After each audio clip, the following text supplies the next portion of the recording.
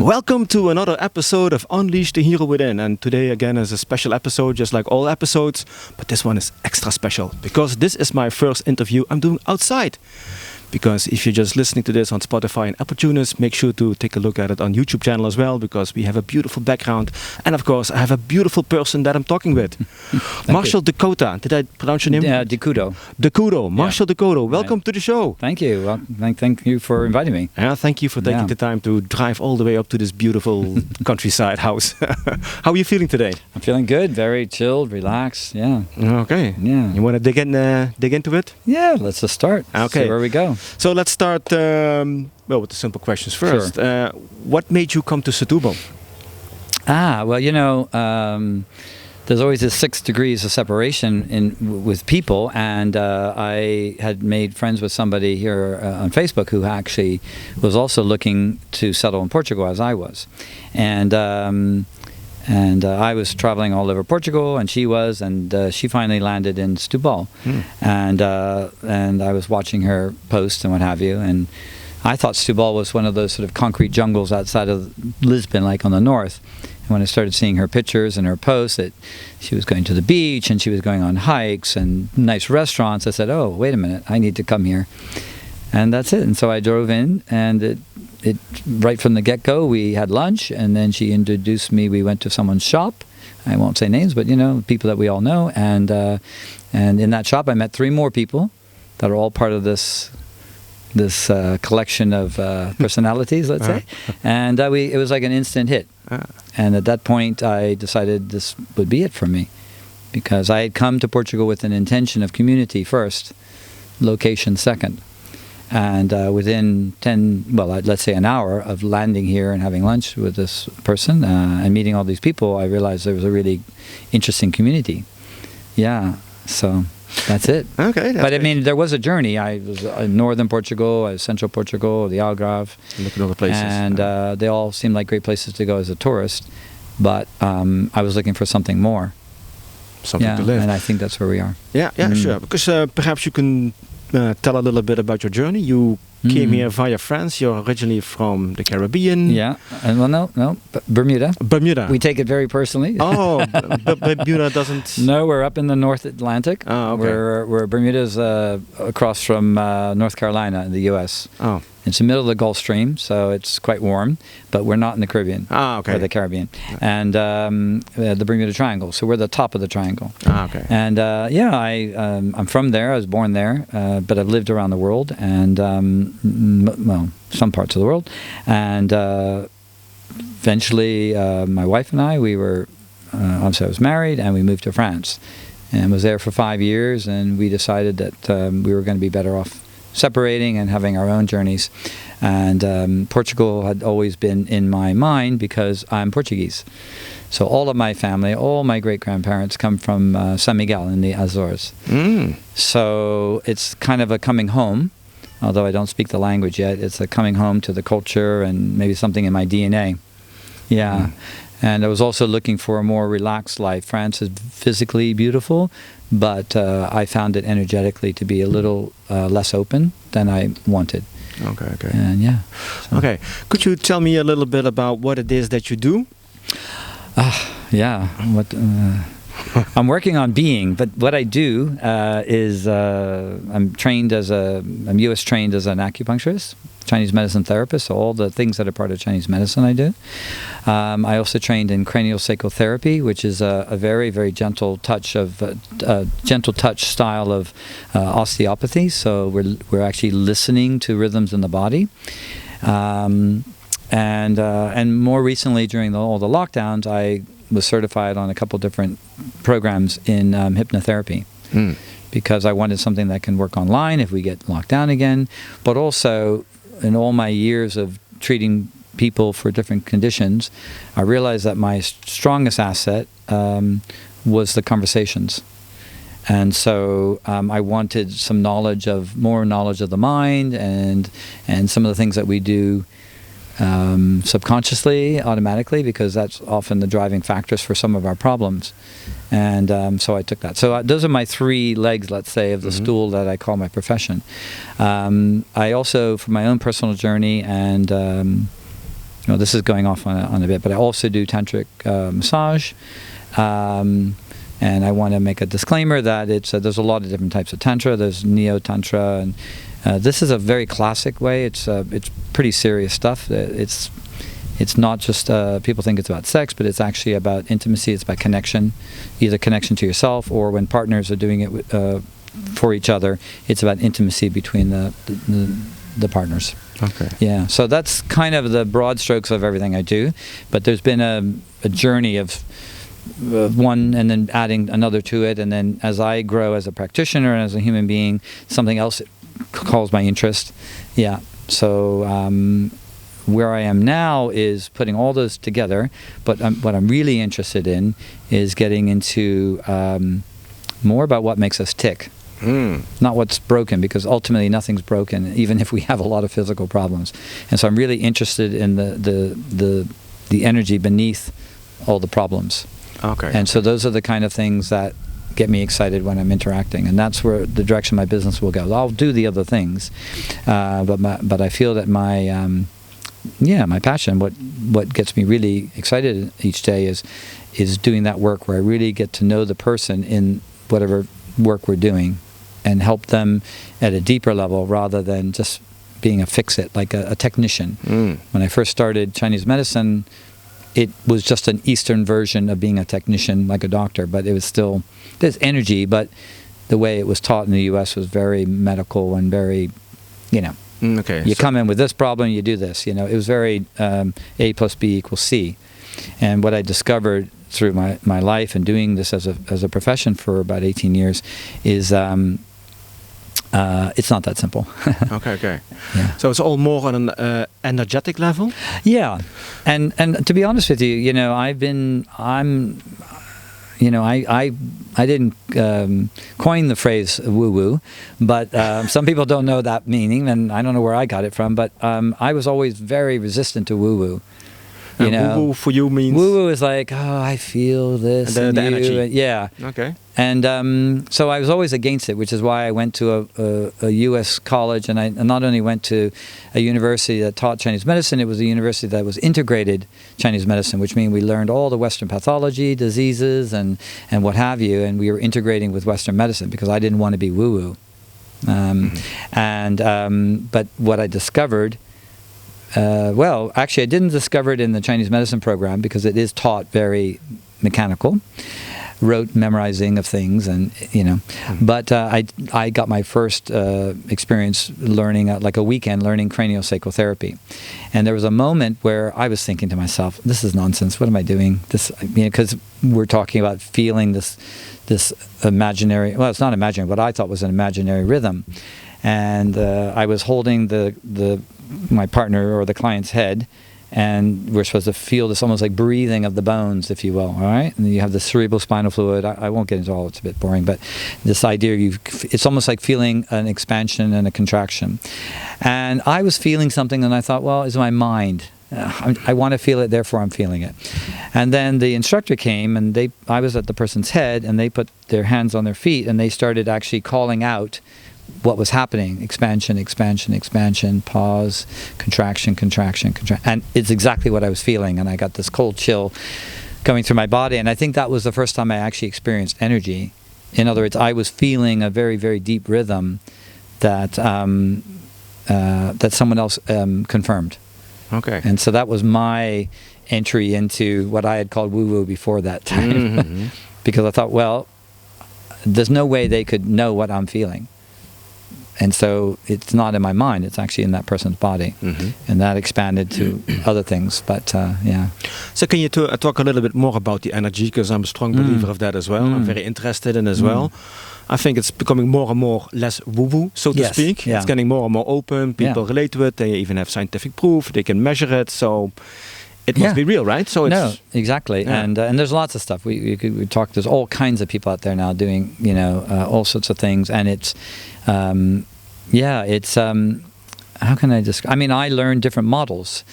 And so when I was studying Chinese medicine, I learned about the qi, or as the Japanese say, ki, or what the Indian culture would call prana. And but it was very structured. It was very much this chi flowing through these meridians, and it was very much like, here's a road map, and this is where it goes. And I think where I'm at now is, yes, that's true, and your whole body is energy.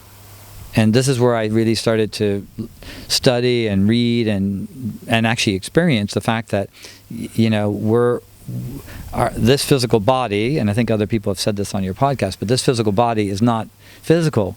It's just that our ability to sense in our own body is sort of limited. It's like we have a limiter on our speedometer of sensation, and so we feel this is physical, but, you know, most of the body is space. And you've got these electrons and atoms, you know, and things like that, but there's a ton of space, and the energy in us is who we are, and it's manifesting differently in different things. So my hand and the bones and the flesh and the blood vessels and all that is a certain type. This piece of wood isn't solid, but my perception of it is solid, but it's actually energy. And so that's how I see energy now. It's a bit broader strokes. It's sort of, you know, in the tantric studying, so everyone has labels, but in the tantric, what we're experiencing right now is prana, or, you know, what they call shakti, energy, which is the wind and the sound and the color and the light coming in. This is all energy, and we're just we are this sort of condensed version of energy as well, and we're condensed into what we call human. This table is condensed into what we call wood. You know, the building is concrete or whatever. So what does that mean? I think what it is now is I just have a much bigger picture of what energy is. It's all and everything. The thoughts are energy, you know, the physicality of us are energy, our feelings are energy. And so I've let go of a lot of the templates that I've learned. And so, for example, in the lockdown, I was doing a session with somebody, and I was just sitting with them, and this was part of a training program, but I actually thought, there's no way, I don't see how this would work. I didn't believe in distance healing. I thought that was... She was not near you? No, I was in France, and she was in England. Okay. And we were on Zoom. And she actually taught me. She was a very sensitive person. And the very first time I did it, the idea is that we were going to do craniosacral therapy long distance. And so what, in my mind, and even the instructor said, okay, you can have a pillow in your lap and you can pretend it's the person's head and their sacrum, which is, you know, the end of your spine, right, by your hips. And you can pretend like you're holding them. So I didn't quite do that, but in my mind's eye, I did visualize holding her the way I would if I was doing it physically. And I actually started to feel this rhythm that I would feel as if I was touching her body. And I thought, oh, this is really good. But what I didn't realize is I had this very, very sensitive person. And at the end, she said, yeah, it was okay, but it was really too much. And I said, what do you mean? She said, it was just too heavy. You were leaning in. You're trying to fix me, or you're trying to listen. And I need you just to be. Wow. And so it was a bit of a curveball for me, because everyone else was kind of doing it that way, and they were talking about it, and I thought, oh, I'm missing out. And I remember my instructor saying, well, you could find another partner, or you could see where this goes. And she and I worked together for the remaining 7 weeks, and I learned so much about what I call now, you know, conscious presence. In other words, I came to myself. I used the visualization that we use in craniosacral therapy called, you know, coming to the midline, and I did that. And then I had an awareness of herself over there in England, but instead of visualizing my energy or something expanding to her, I just sat. I literally saw my energy go to the English Channel, and then in my mind, I just invited her body and her soul, or whatever we want to say, I'm here if you'd like to come and meet, and we can have this communion of our energies to heal. But it was an invitation rather than me being the practitioner. And we did this for a while, and I didn't do it that easily at the first, but over several weeks. And at the end, she shared a lot of personal things, which I won't talk about, but it was powerful, really powerful for her and me. And at that moment, I realized that energy is everywhere. And energy can be, you know, from a human, our thoughts, what we hold in our heart, can be transmitted thousands of kilometers. And this blew my mind because I grew up, I studied veterinary medicine, I studied regular medicine, as part of my, not as a doctor, but as part of my acupuncture program. And I was very attached to the physicality of who we are. The mind's here, and the body's here, and the emotions are somewhere in the between. And now I realize that what I feel, what I hold in me, you and I talking right now, there's something called heart math, which you probably heard about, but they've actually done studies on the fact that my heart is emitting an electromagnetic field. And depending on my well-being and health, it comes out a certain, I don't remember the exact amount, and yours does as well. But typically when you're in physicality, like in a physical closeness with somebody, your heart fields are meeting. This is why we can actually sometimes feel something when someone is really sad, even before they talk about it. Or if someone's very heavy, let's say they're very depressed, we actually start thinking, whoa, whoa, whoa, I'm starting to feel this stuff. Well, it has a lot to do with these energy fields mixing. Okay. And they did studies with children and their mothers and couples who were together and couples who had broken up and bringing them together, and they're all wired up with machines to look at the heart rhythms and some of the brain waves and stuff like that. So science is finally catching up to what the masters have been saying in the Chinese and the Indian and Aztec or whatever, all the different ancient cultures that knew that we are energy. And this physicality is just it's a costume that we wear while we're on the earth. Yeah. But what exactly does that mean? That you can connect or invite somebody's energy and you come together, so to speak? Yeah. So your energies come together? I don't see it as coming together, and that's a really good question because there are people out there who have this ability. I think everyone has this ability, but there are people who study it and practice it, and they have this ability, and they don't necessarily do it for good.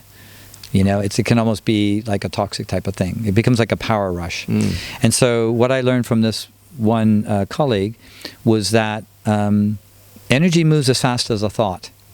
And if I don't have those kind of thoughts, but if I had a negative thought, it would go into her energy field and it could impact her.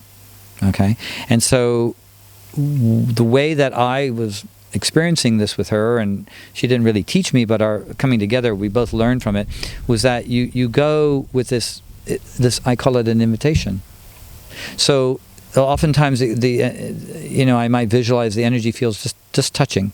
If I do a craniosacral therapy session with you physically, I'm using like the weight of a nickel, and I'm literally just barely touching. So your nervous system feels my hand on your skin, but there's no like manipulation. I'm not going in like a chiropractor or an osteopath going, oh, we're going to adjust this bone. Sure, we're going to do. Yeah. It's really like that. And then what I do in my mind is I quiet my mind down, and I might say to myself something like, I'm here for Marcel's greatest good, and then I get out of the way. Now, I have a lot of beliefs about spirituality, and so I believe in God, I believe in the universe, whatever you want to call it, and I think that we are I do believe in that, and I think that we are all this energy, and so when two energies come together and you're both with this intention to heal, you actually heal people with touch or with this presence. So what I was doing with this person in this long distance is that I sensed from our first little hiccup that I'd leaned in too much, that there was something there, and she needed a more gentle approach, and I took her instruction. So she said, I need you to do this, and I basically did what she asked me to do. And by that gentle approach, our two energy fields came together, and it wasn't like we were mixing. It was more like we were just next to each other, and just the proximity of our energy fields, somewhere in the English Channel, this gets into quantum energy and quantum fields, but her quantum field and my quantum field were connected. We're all connected. You and I are connected. Every human is connected. Every animal is connected. But on a therapeutic level, your connections are a bit stronger with your partner, or with your siblings, or with your parents, or with your close friends. Yeah, and I didn't have that kind of relationship with her, but we had bonded in that first few sessions where I was kind of leaning in and being like trying to fix, to where I felt like at the end our quantum field, the energy that I'm emitting, the energy she's emitting, we connected. And in the connection, it wasn't with any intention other than for her greatest good. And then vice versa, when she worked on me, she did the same. Mm-hmm. As opposed to getting my mind involved, saying, okay, well, what is it that's going on with her? I need to figure that out. I need to ask her. I need to fix that. No, it's all about, I don't actually need to know. I didn't know. I don't need to know what's going on with her. And I even do a style of hypnotherapy where we don't even ask what the problem is. We speak to the subconscious mind, or what I do a style that doesn't even involve trance, where we just talk to the subconscious in a way, and we check in with it, and so we can actually make that person's, because they're participating, so they and me as the practitioner makes their subconscious dominant in the moment, because most of the time in our waking hours we're conscious dominant. Our thoughts, our mind, Mm-hmm. I've got to do this, I got to get groceries, I got to drive here, I got to not hit that child crossing the street. But our subconscious is what really is driving the train. And so I'm mixing things here a little bit, but they're sort of the same. In other words, the energy within the deeper depths of our minds is the same energy that I think she and I were connecting at. But I didn't use a hypnotherapy technique. I just met her where she needed me to meet her. And then when her quantum field started to change, then everyone that she knew in her life can pick up on this. And where people can sometimes experience this without even understanding it is that you can have a thought about somebody, really thinking about them, and then all of a sudden the phone rings or they send you a text. Yeah. That's what's going on. Because when you think of it, you're creating an energy that affects your field, and your field's connected to that person from whatever relation you had with them, right? And they feel it. Now, it doesn't always work because people aren't paying attention. But if you're paying attention, you can connect with people, over great distances.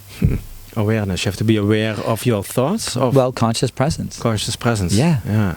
You and I, we've met now, and if I'm going back to Bermuda to work for a little bit, and I could sit in Bermuda on the phone with you and not say anything, and almost like a type of meditation where I just tune in, and actually, because our quantum fields are going to always be connected because we've met, we could do a healing session from, 3,000 kilometers away.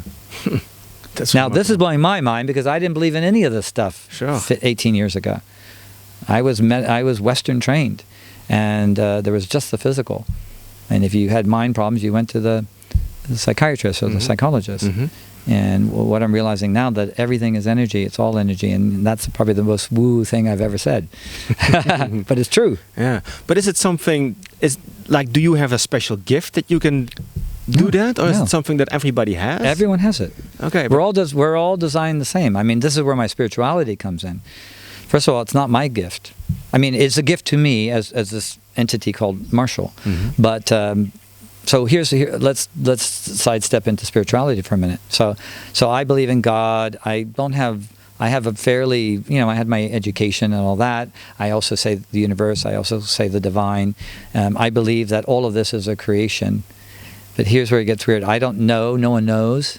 But I know that it's not this figure in the sky. I believe that here's how I like to describe it. We're all fractals of the divine light. And some people have more blankets over that light. Okay. Or layers of pain, abuse, distrust, whatever. Okay. And I think what's happened in my life and in a lot of people that I'm meeting is that they're uncovering, and I've been uncovering my layers for a long time. I have lots of teachers, so I'll just name one. His name is Matt Kahn, and he does YouTube recording of him talking about forgiveness. And that blew me wide open because he says that you come into the world as pure divine light. You are. I mean, most children, you look at a baby, okay, they're crying when they're hungry, but generally they're just bundles of joy, and they're very present. They're hungry, they're sleepy, they're angry, they're happy, and they're just in the moment. And what happens to a lot of children? You start getting societal demands on them, or maybe you've got parents that aren't so cool and they do some things, or they don't see their divineness, and don't be happy. You got to be serious. Yeah. And so we put these layers on, and some people have a lot of layers. I had a lot of layers. I had an upbringing that was privileged on some level, but actually very disadvantaged on another. But it's the greatest gift for me. What happened to me as a child was the greatest, has got me here. And so you say, is it a special gift? It is a special gift, but everyone has it. It's just a matter of where you are in your life and what your desires are. And I don't knock people who aren't doing this. If you're a stockbroker and you love making money and you love making money for other people and looking at the numbers and that excites you, then that's your passion. Do it. Mm-hmm. But I had a calling to help people because I needed to be helped when I was younger, and there was nobody there. And I think this is the you know, the, what do they call it? Those who, how do they say it? It's something about healing, but basically I become my own healer, mm-hmm. and it opened me up to the fact that you can help people. And so I have this drive to help people. I need to make money. I need to live in this world. But, you know, I think the Bible says I don't need to be of the world. I don't have to buy into the rat race. Mm. This is one of the other reasons I came to Portugal, because of the pace of life. Bermuda is wonderful and beautiful, and it's also, you know, people are fighting, you know, all of that. Mm-hmm. And the cost of living and work, you know, many of my clients were just working just to keep up everything. Wow. And they're losing themselves in the process. Mm-hmm. And so being able to watch other people, first of all, having my experience growing up, and then watching other people struggle with their own identity of who they are and what life is about, pushed me, and each one of those people taught me, each one of those clients taught me, and then some of these practitioners taught me. So I'm in a place now where anything is possible. I really believe anything is possible, and I'm really at peace with it. And then every so often my ego comes in and it reminds me, you don't have enough money for the for this or that, and oh yeah, you better work. But generally, I feel like I'm in my purpose. I think you're gonna yeah. So you know. Yeah. No, I like that. I mean, yeah, you used the word calling, and actually, just before you said it, I was thinking about the same word. You know, and I think I showed you my treasure map once, did I? Yeah. So the treasure map, you know, that's where the journey begins, the call to adventure. So I think we all have a calling. We just need to pay attention to it and listen very closely to it. And when we start on our own personal journey, we tend to pick up stuff. We learn stuff, and it actually, you know, this is a quote that I'm reminded of. It says, "We teach best what we most need to learn ourselves." Absolutely. So we become our own first patients. Yeah. We are our own patient exactly zero. Right. It's like you said, I had to take care of a lot of stuff, and had to, all these layers you had to get rid of.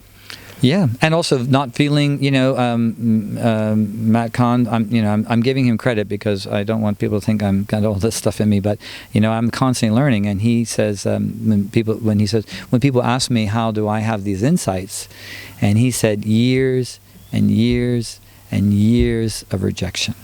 You know, he doesn't go into his life too much, but basically, I felt that in my life. I identified with that. Years of rejection, that I wasn't good enough in my joyful self. I had to fit the mold, and I never fit the mold. And so you start thinking, you're what's wrong. But where I'm at now is I realize that most of the world is what's wrong. We've built a world that values, you know, wealth over compassion, you know, that values sort of ego promoting over caring about somebody else's well-being. And, you know, it's a difficult balance, because we do have to survive. We have to buy groceries, we have to pay rent, or we have to pay a mortgage, or we have to pay electricity. So I'm not one who says everyone needs to go to an ashram, or I mean go to a kibbutz or something where you know, it's great if you want to do that. But I guess what I'm doing, feel like I'm doing and being is with my clients is shining a light. You know, I'm basically I'm giving, not necessarily giving directions, I'm sort of shining a light on something. So does this interest you? You know, do you want to go there? You know, and if they do, then that's their journey. And if they don't, I just fix the sore shoulder. But what I discovered with a lot of my physical pain clients, or even some of the ones that were more internal, like insomnia or indigestion or poor, you know, whatever, like something internal, there was always emotional components. And one of my teachers wrote a very small book, but the title is the most important part of this book, and it's, you know, all sickness is homesickness, is what she said. Oh, I like that. And I really like that, because this is what I've witnessed over my career as an acupuncturist, is we come in with these physical issues, but ultimately we're missing something deeper inside. And Chinese medicine talks about the fact that dis-ease, right? So when we leave homeostasis, when we're in a place of discomfort, it always starts on an energetic and emotional level. And when we address it on that level, we can heal very quickly, but often we don't.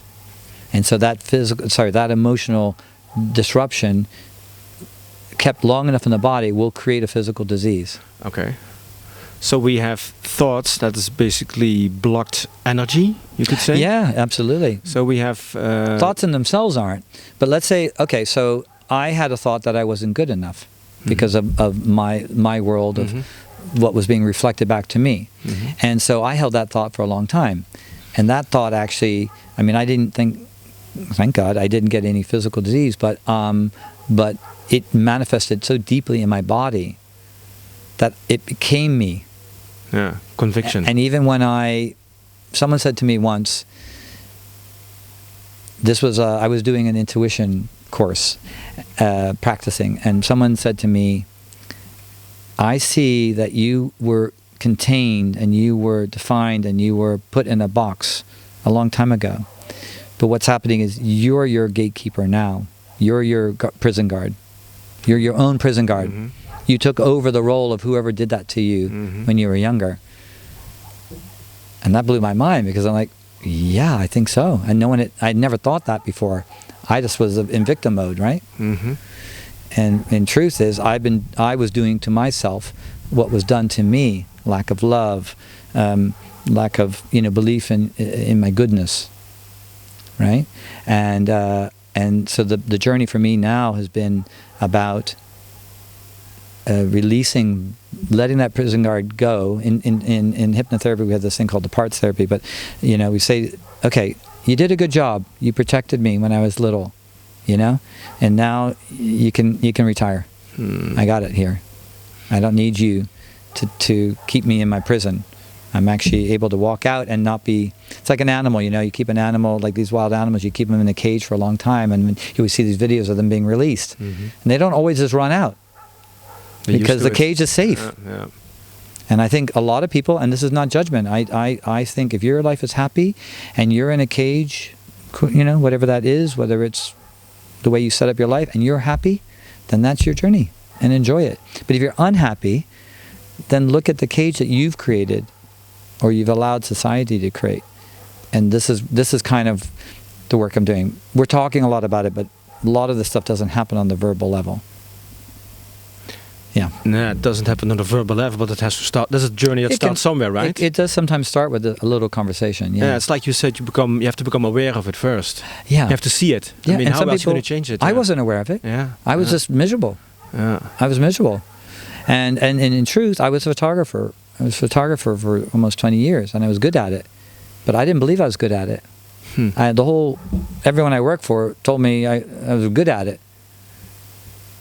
And all I saw is that my ego had to be constantly fulfilled. They always say you're only as good as your last photograph, or you're only as good as your last piece of art. It was so ego-driven. Now, I'm not saying all art is ego-driven, but for me it was. And it was an empty life. Okay, so I was creative, but then after the creation of it, I didn't like it, or I didn't think it was enough. It didn't give you fulfillment. Yeah. And so I thought, I need to come up with something. I want to do something else. It wasn't quite midlife crisis, but it was an early one. And I said, I want a profession where my well-being is paramount to my success. And I had experienced acupuncture for some physical ailment. That was another aha moment. I had a trapped nerve. I know exactly what a trapped nerve is. I know what the fascia does. I know what the muscles. I understand it, and I know that can't be healed without more surgery, where they release the nerve. And I went to an acupuncturist in Toronto, and in 5 sessions the pain was gone. And it was a pain I had for 2 years post-surgery, and it blew my mind, because it didn't fit any of the models that I had for the body. So anyway, I backtrack, but what we were talking about. I just lost my train there, but this idea that no, it's gone. Never mind. I do that sometimes. I go off on a tangent. Yeah. You go into a side road. I go side road. That anyway. doesn't be dead end and be like, shit, I have to turn and go back. Yeah. But I can very much relate to that, and I think a lot of people can too, because we've been all fed this story. You know, I believe in stories because I'm a storyteller. Yeah. We've been all sold this story. If this is how your life should be like, and if you do this, you follow those rules, listen to this story, then you will be happy and successful and whatever. And then for a lot of people, it turns out it doesn't work that way. Yeah. So, and I don't think we're all meant to be like this, like I'm describing. I think the world is supposed to be a mixture of everyone. And I don't feel like I'm on some mission to save the world, but I know that I'm meant to be here to help whoever I can help, because in helping them, I'm also helping myself. And the thing we were talking about is right on the back of my tongue there, and it will not come forward. So anyway, we'll see if it comes up again. Yeah. No, but that's absolutely true, and that's so good that you found your. Okay, I do believe in gifts. You know, I mean, we've all been given this gift, and it's your mission in life to discover what that gift is. You know, Pablo Picasso said it best, and I feel like I'm repeating myself every podcast, that he said the meaning of life is to find your gift, and the purpose of life is to give it away. And that is, you know, you called it saving the world, but it's helping other people. Yeah. And it's like you said before, like we all are connected on this energy field, so maybe we are all here to help each other. And maybe it is that simple, is to discover what is your way of helping other people out. Yeah. Yeah, and I've heard you ask that question, so I was expecting it, and I was looking forward to it, because, and here we go, I'm going woo-woo again on you, okay? But if you had told me even maybe 6 years ago that I would say this, I would say impossible. But my gift is to love. Yeah, and that's my purpose, is I give it away. And that can be everything from a smile to compassion for somebody who needs to just talk about something that's going on, or to treating a client, to this conscious presence, sometimes just sitting with somebody. You know, and I've had lots of experiences with clients who my mind didn't know what to do. My mind didn't know what to do. It didn't fit anything I'd studied, and I just sat with them. Yeah. And they got better. And I don't know what's going on there. I mean, I think I have an idea of it, but it involves my spirituality, so I don't share that with the client because that's mine. But I think we all have that ability. That's where we were. It was like, we all have this ability, and I'm not here to tell you that you should feel it, or whoever's watching that they should feel this. And you're not any less than if you don't feel it. This is not your moment. Or maybe your purpose on Earth is to do something different. Maybe you're going to build, something that's going to save the planet, or, save the destruction of the rainforest, or whatever. Right? We all have a purpose. And I've taken on this thing about love, and I had a big experience around gratitude and love, which also shifted me, so I could tell you. But so it almost doesn't matter what I do. You know what I'm saying? Like, I'm at a point now where I'm not interested in learning more techniques. I'm actually learning on how to be more myself, like truly myself, because I know who I was as a 4-year-old boy, as a 5-year-old boy. I was pure joy and love, And Matt Kahn has this little thing where he says, you come out and he's like, go to the playground and you meet the kids and he goes, hey, I like Nintendo, you like Nintendo? Hey, cool, I like bikes, you like bikes? Hey, let's be friends. That's the energy that most children are in. But then sometimes you get rejected. And he says something like, well, maybe that person rejecting you is that they did that in their life or in their family dynamic, and they got punished for being too happy. Maybe the weight of their parents or their sibling or something kept the energy lower, and they come in as this bundle, and it's like, it's too much to handle. So, but I'm an adult now, and I can be who I want to be, and I choose love. And from my own personal journey, not that I chose, I was given a gift of gratitude. And it was a spiritual experience. I mean, I never saw that coming, but it happened, and it's real. It's as real. Now we have to know. Okay, well, it's as real as you sitting here. Yeah, and all right, well, okay. So I'll backtrack this a little bit, but this was before the pandemic. This was some years ago. It was about 6 years ago. I saw this video online. This guy was doing this sort of above body thing, moving energy, and the person was. And I said, oh, "This is kind of bizarre." You know, I'm still in my physical medicine mind. Didn't think much about it, but my curiosity was piqued, and I'm a curious person. But I didn't think about it. I didn't click on it. I didn't save it. I didn't do anything that the algorithm would know I was interested, other than watching it once, and then I forgot about it. Almost a year to the day that I watched it, it popped up again. And I think YouTube is. I feel like my YouTube anyway is a divine sort of channel, because I see stuff there at really times that I cannot explain the synchronicity of it. And it popped up again. So I investigated. I looked at the website, and there's this guy, you know, teaching tantric massage. Not like that. He was teaching the physical. And in my first thought was, I want to do this because all the clients that I had worked with in the last 12 years, one of the common denominators is that there was a disconnect. Either disconnect with themselves or disconnect with their partner. And I thought that learning this, well, as a physical massage, you know, you're basically massaging the meridians, but they're different than the Chinese meridians, and you're moving energy up the chakras. And the idea, I won't get into too much of it, basically we have a lot of energy down here, which can be good or bad, but the idea is that you're moving up to the higher chakras so you can actually feel love and compassion, you can speak your truth, you can actually start connecting to the divinity of your creation, kind of thing. I mean, it gets big. But I went there because I just wanted to help clients connect to themselves. They had been disconnected in the world that they had chosen to be in. And has always been the case when I've gone to do some education for someone else, is I get my biggest gifts. So, yeah, day 7, I had an experience. So I was receiving the massage, and I had the white light. I mean, I wasn't dying, and I thought someone had opened a curtain. I opened my eyes, and the room was dark, and I closed my eyes again, and it was like blaring white light. And I didn't see or hear anything. And in an instant, it was like someone plugged me into a 220 volt or whatever. I had energy come down my spine and into my sacrum, and I had a knowing of gratitude. And that doesn't mean anything when I say it. I've really struggled to try to put this into words, but words do nothing. But it would be like, I don't do a lot of drug trips or whatever, but the way people describe it might be like that. And no, I wasn't taking anything, but it was like this clarity of knowing.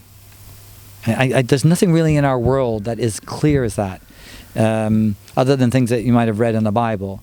You know, the Word of God was, you know, like, can people knock people down? It was like that. Thank God I was laying down, and I just wept and I wept and I wept, and I was in some automatic state of just saying thank you, thank you, thank you, thank you.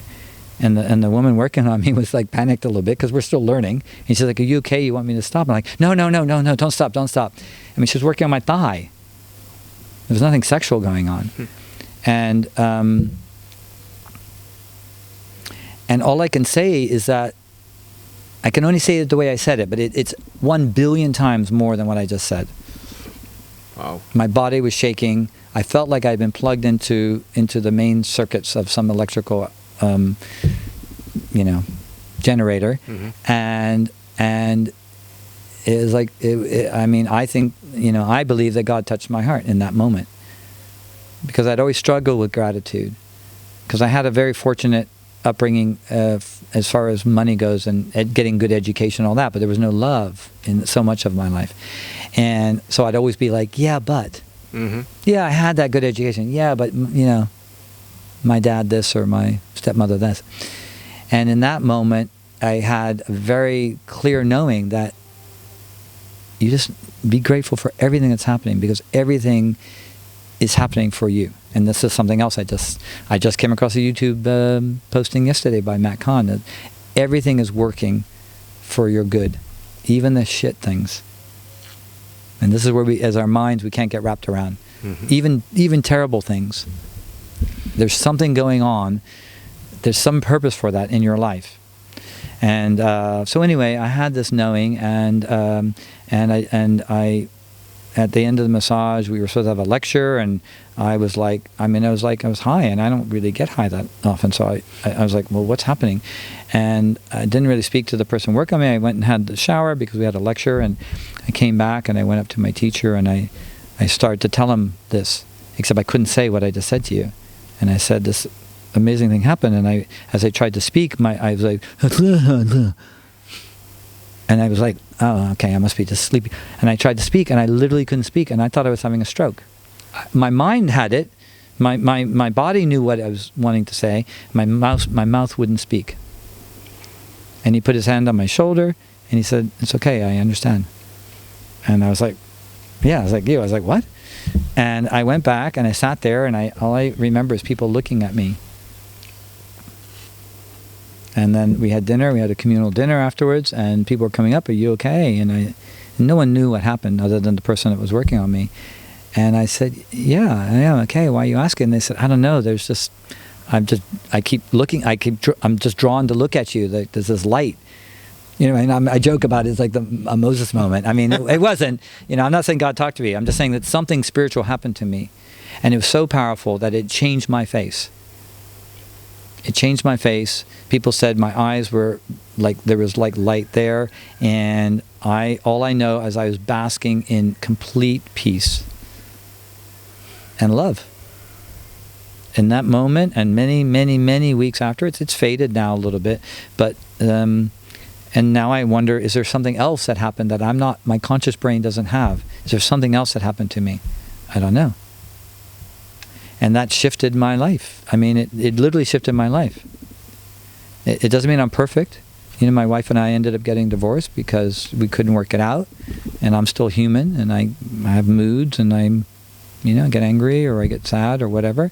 But that's never left me. And yeah. I feel like I didn't want to say it because any description of it is minimizing the absolute intensity. I mean, let's put it this way. I know there's more than this. I didn't die and come back, although you can watch lots of those videos of people who do it, and they're clear. People say, oh, the brain is just having short-circuiting, and it's not real. I wasn't dying. I was getting a massage, and it happened. And I don't think it had anything to do with the massage, other than the fact that I was very open. I had a week of massages where it's all about opening up your energy, and so I think my body wasn't, tight, and my brain was off, and yeah. So, and I think that's I'll never, who knows, right? I mean, you get something like that, and you think, I want more of that. Sure. And I've meditated, done all kinds of things trying to go back there, and you can't control but it was a gift. And so when I say my gift is, my purpose is love, that I mean it that on that level. It's not like I'm going to make out with people or have sex with a bunch of people. It's about like my heart is open to everybody. Wow. Yeah. And I struggle with that because sometimes my ego gets involved. I'm like, okay, be careful, don't get hurt, So even when there's people begging at Lidl, I don't know if you give money because I don't know their story. I don't know if they're using drugs, but I want to stop and talk to them, and I want to, if I can't give them money, I give them the heart energy, the time, like I see you kind of thing. I see what you mean. Yeah. And that's different for me, but it's not always on. Sometimes it's on, sometimes it's off. But yeah. So wow, I can't believe I went there. But anyway, that happened, and so you say, Portugal, well, why not? Like for me now, life is about that. Life is about having more of that. And I want to be in an environment where the culture is, I think this culture is a bit more open. Certainly the pace allows you to be more open because they don't prioritize as much the wealth as other countries that I've lived in. And so there's space, there's community, Well, we live here, Yeah. and it's frustrating sometimes when you come from a country that isn't like that, and you're like, oh, I mean, this is better. I mean, in France, the shops are closed for 2 hours. You just have to stop. Here, you can still probably go to the mall, but the fact that your favorite little local store closes up, and they're in no hurry to come back because they're with their family or they're with their partner or whatever, and I like that, and I think that's what life is about. The quality of life. Quality of life, yeah. And so I feel really blessed to have had that experience, and I feel really blessed to be in a field where I'm trying to take that information on some sort of feeling level and figure out how to support others with that energy, as opposed to my brain learning something else. Yeah, it's more how can you give like even a small percentage of your experience to other people, because that would benefit them greatly. Right. Well, we all have it. We don't all have the experience, but we all have that love inside of us. Yeah, that unconditional pure love. Yeah, it's unconditional love. It's like, there are people who really bother me. Right? Yeah. Like, I don't like the way they talk, or I don't like that they're constantly going on about something, or but in that moment, I'll give an example. I met somebody in Portugal, not here, but in another town, and they were going on about World War II, and they were doing some crazy stuff about this didn't happen and that didn't happen. I'm thinking, this guy's a nutter, But instead, I was trying to love him. Like, I just let him go on and on and on, and I just focused on my heart. And I was just sending him love, because for whatever reason, he had this anger. I won't get into it, but he was talking bad about certain people, and he had this sort of fear. It's really fear. I mean, I think you've said this before, but there's only two ways to be in life, and that's in love or in fear. And in love doesn't mean you're kumbaya and walking around with flowing clothes. It can, but you can be an investment banker and be connected to love. You Sure. really can. Yeah. But if you spend your whole life worrying about what might happen, or worry who's going to invade you next, kind of thing, which is more of a U.S. fear, you can't be in love. And so that's my life journey now. I feel blessed to have it, even at this later stage of we've got a collection of friends here, and I like people for different things, and there's some other things that I think, but I'm loving all of them. Sure. Just with being, and you can do that. You do it already. That's why we're talking, because if you didn't have it, I wouldn't feel safe telling you this, and I don't know who's listening to this, but but I feel safe telling you. But and you don't have to have any of those experiences. You just have to tap in. It's already there. You just have to, if you have the desire, then yeah, you can do some work, you can do yoga, you can meditate, you can do all these things to unpeel some of the layers. But you're not broken, you never were broken. And any thought you have of being broken or less than is just a story. Mm-hmm. Yeah. I think it's about discovering what are the stories that are preventing you from shining your light. And you don't even have to really focus on them. You just have to say, yeah, they're here, and now I'm going to release it.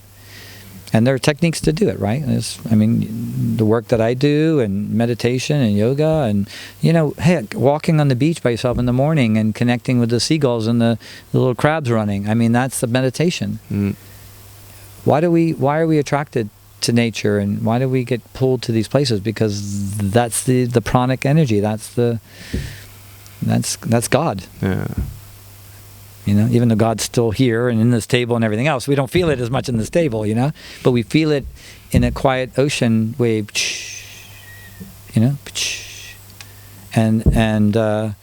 so yeah. I don't know where I went there, but anyway, that's cool. I'm a long way from where I started. Well, no, I'm getting back to where I started. Yeah. This is who I was as a 7-year-old boy. My first spiritual experience was on a beach called Great Bay in Bermuda, and it's one of the most beautiful beaches there. It's kind of a private beach now, but it used to be so quiet.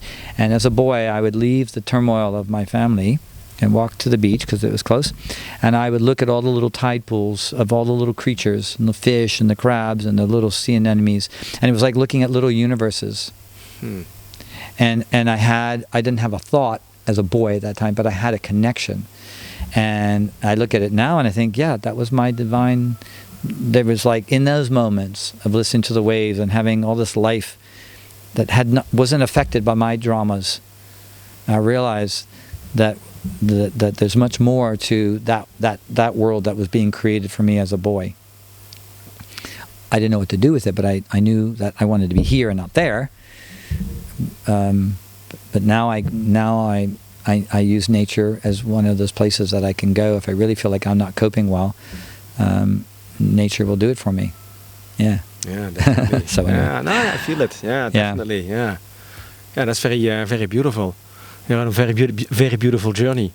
Yeah. Well, we all are. Yeah, yeah. We all are. We're just not necessarily aware of it. But yeah, I mean, we all are. I think any journey, you're on a self-discovery journey, and you do it differently than me.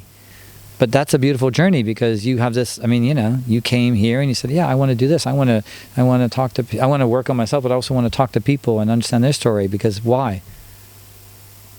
Why? You like sitting here with microphones? No, there's something else that you're getting out of this, right? Sure. Yeah. Yeah. So I think you're already connecting to your heart. But we never really talk about these things. But I think that's what's happening. And what's interesting about the heart is that with the Heart Math Institute, you can look it up. There's so much research being done. There's more neural electrons. I think one of your guests said this before. More neural connections from the heart to the brain than from the brain to the heart. Science doesn't quite know why. And now the Heart Institute is looking at that, looking at what happens. How does those conductions change with mood or who you're with? How does the magnetic field, which they can actually measure with instruments now, how does that shrink or grow depending on, I think they did a study where they had two lovers, whatever, and they obviously their energies were very big, and I think they enwrapped each other, and then they had like divorced couples, and the energy was like really tight to their body, It's like, I don't want to be, and we can change that. And so what I'm talking about, and I think what happened to me in that experience, is I'm just being more conscious about my heart energy. And so as I sit with you, and I'm taking a big leap by sharing this stuff publicly on YouTube or wherever you're going to put it, I'm trying to let my heart's a little bit tight because it's nervous because I don't want to be judged. That's my ego. But my heart's like, it's okay to talk about it. And I'm connecting with you, but on some level, I'm also having a thought right now of just expanding my heart right now and holding it out there so that everyone watching the video or listening to the actual audio podcast might feel it. And we can all do it. I don't have a special gift. Yeah. It's about paying attention to the other person you're talking with, opening up, being vulnerable. Yeah, listening. Yeah, listening. Yeah. Just stop thinking about the next thing you want to say. And the other thing about me, if anyone listens to this who knows me from Bermuda, that's like something different because I'm normally talking a mile a minute. And I find now that I have more pauses than my ex-wife would be very happy for because she said I never shut up, and I am talking a lot. But the point is that there's lots of pauses, and those pauses when you're having a dialogue with someone is just to feel. I think we forgot to take the time to do stuff like that, and for me, Portugal is a perfect place to rediscover that actually in ourselves and other people. The Portuguese people, by culture, they're not doing the woo-woo, but they're doing it culturally. They're not the only culture, but a lot of these older cultures that haven't really gone full steam, industrial revolution kind of thing, they still do it. I mean, you see it at the beach when they're all there at the beach and the families together. I mean, teenage girls and boys going to the beach with their parents. I mean, where do you see that in other countries? It's like, but they have that bond, and they're doing what I'm talking about. They didn't get some download from God. It was already in them, and their culture supported that. And the African tribe have you heard that story where when somebody does, there's these African tribes, I don't know if it's still happening, but certainly in the past, when someone in the tribe did something wrong, like they stole or maybe they even hurt somebody, they didn't punish them. They brought them into the center of the circle, and they told them how much love they have for him. And I think it has something to do with the song. If I may be mixing two stories, but one of them is like in these ancient African tribes, when a woman was, I think before she gets pregnant, she goes into the woods or something, and she comes up with a song, right? So her intuition, And then, or I may be getting the timeline wrong, but basically that's the baby's song. And they sing that song when the baby is born. And they sing it at certain, because I think they have a, what do you call it, a puberty ritual and all that kind of stuff. And I think when the person goes wrong, quote unquote, and hurts somebody or does something that the tribe is not part of peace and harmony, they bring him in the center and they all sing his song or her song to remind them who he is. Right? Wow. That's some beautiful stuff. That's definitely very beautiful, yeah. And we've lost that. We've lost that in the Industrial Revolution and the capitalism and all of that stuff. I'm not knocking capitalism. We have very beautiful luxuries through capitalism. But I want that. I want to live in a culture where they sing my song when I'm losing my way. Yeah. And so I want friends like that too. Yeah. To help you remember. Yeah, remember who you are. Yeah, definitely.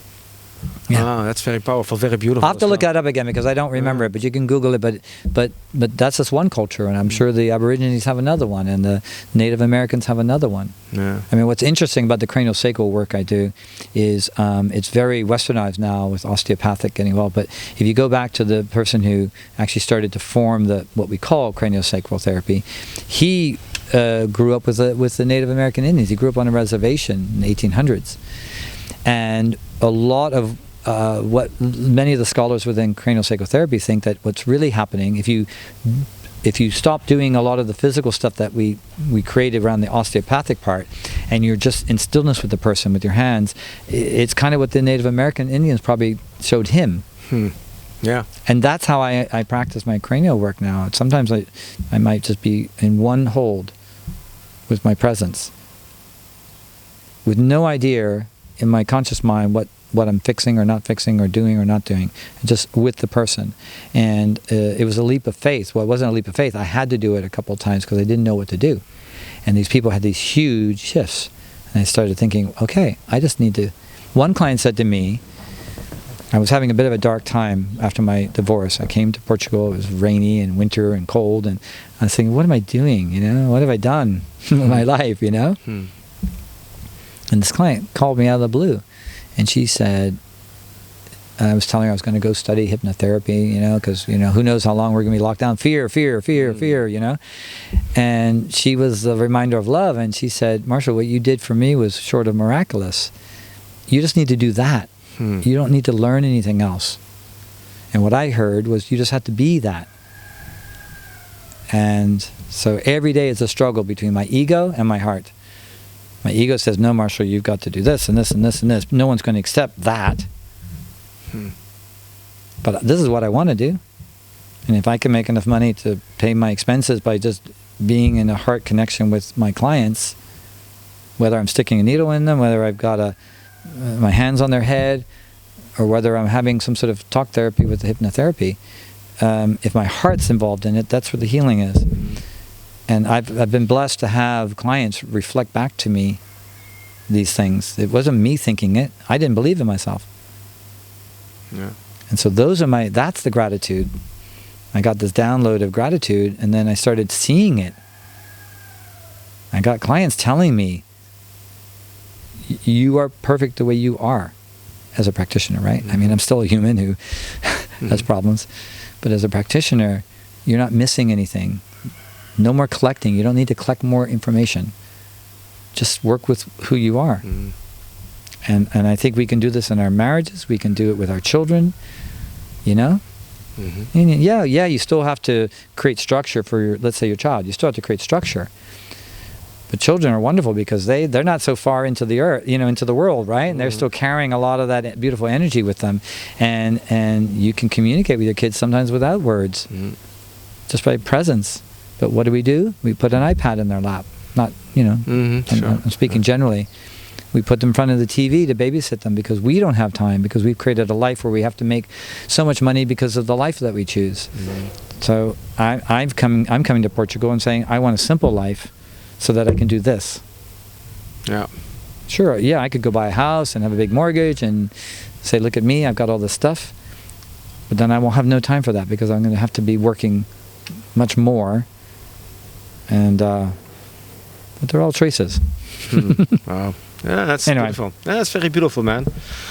And actually, Sorry, I think you asked me one question about 20 minutes ago, but there we go. no, but that's good. That's also very good for closing the podcast. So I always give the guest the last word, the ramble. final word. Yeah. So it's perfect. It's really beautiful. Yeah.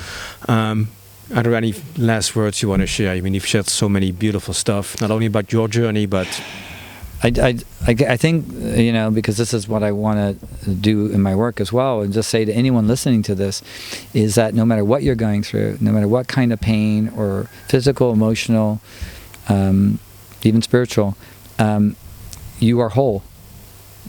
And the only thing missing from you knowing that is the layers that have been put on you, either by yourself or society. And just, if you could just accept the fact that deep inside, even if you can't feel it right now, there is absolutely nothing wrong with you. You are a divine creation. And spend time with yourself so that you can discover that. Make time for yourself. And you can be a better human being. Because people will feel the change in you. Come home from work, don't do that extra hour of work. It'll be there tomorrow. Come home and be with yourself or be with your family. And then what kind of world would we have if we start getting a majority of people doing that? Amazing. So that's it. That's beautiful, man. Thanks, brother. Thank you so much, brother. I'm really happy I met you, and thank you for this opportunity just to speak my truth.